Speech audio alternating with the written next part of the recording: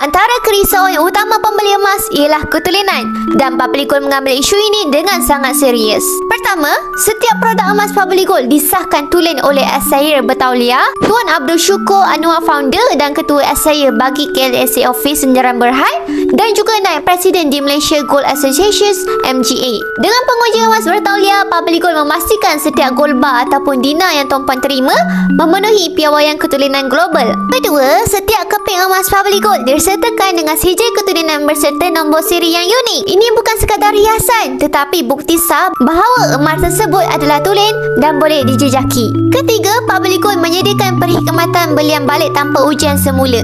Selagi emas tersebut berada dalam keadaan asal dan tidak dibuka dari sil, ini bukti bahawa keyakinan Public Gold terhadap produk sendiri. Bukan itu sahaja, untuk emas di account gap, walaupun tuan-puan tidak pegang emas fizikal, ketulinannya tetap dijamin.